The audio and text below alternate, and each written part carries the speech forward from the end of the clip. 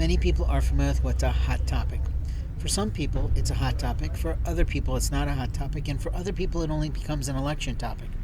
The reality is human sexuality and human genitalia are not really something we talk about too much in the day-to-day aspect of our lives, right? I mean, we don't talk about sex with anybody, do we?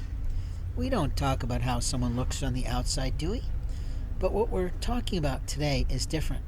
What we're talking about today is birth defects. What we're talking about today is that there are birth defects that are very easily visible, like such as, just as an example, a special needs person with Down syndrome, or such as a person with autism. Now, you may not automatically visually understand that person, but an educator like myself and other educators far more seasoned than myself would recognize that.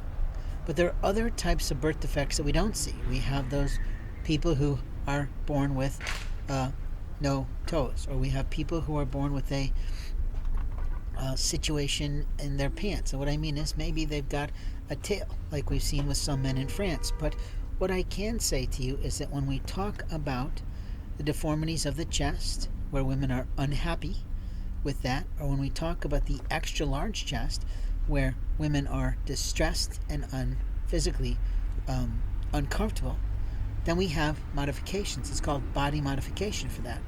When we have men who are not pleased with their size and girth, they have pumps and other things for that. Now, I don't mean to be immoral in this topic. I'm trying to ask you to think about a sensitive topic that may not be impacting your life, and it may not be impacting anyone you know's life. But what I'm asking you is whether or not you can have compassion for someone who has a special need. Now, if you can have compassion for someone who has a special need, like some of the things we've just briefly talked about, how do you have compassion for those guys who maybe have gynecomastia? In other words, they have sort of a fatty chest that they can't get rid of with any type of martial arts or any type of weightlifting or any type of athletic endowments. Now, what do we do about that? Well, we go to a plastic surgeon and we have them removed. Now, if we have other people who are male in their soul and they have a similar problem, what do we allow them to do? Do we treat them the same as the man who just has this other problem? You see, people are so quick to judge, people are so quick to blame, and people are so quick to say, oh, they're the same as that, and they're not.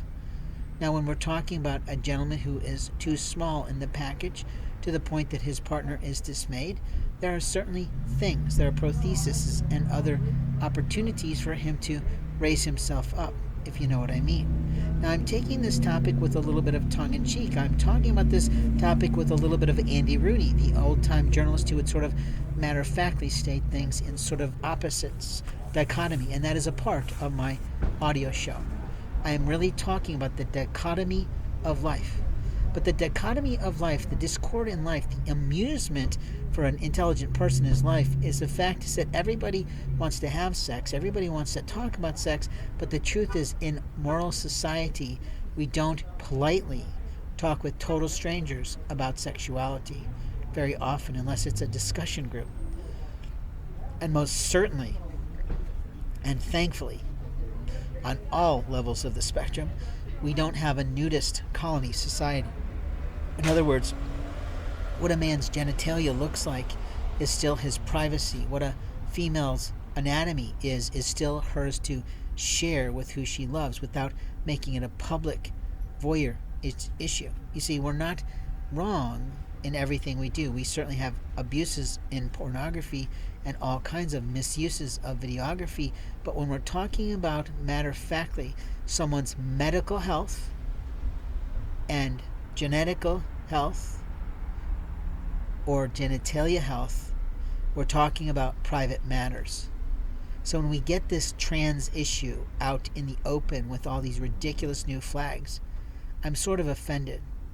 But I'm also offended when the Army tries to put their colors on the American flag too. Because the bottom line is, while we have had an Army throughout most of American history, the Army was not fighting only for themselves. The Army was, and the general militia, the general military, is fighting for all of America. So the red, white, and blue, I've explained many times, is very simple, very obvious, very true. That the red is for the blood of the people who have died, the blue is for the tears for the people who have cried, and the white is for the purity of the patriotic heart of American spirit. Now, in all of that, throughout all of the time, throughout going overseas and staying at home and fighting for our lives, we have other kinds of people within that, not just military. We have common people trying to help people to remain safe, secure, and wise within America.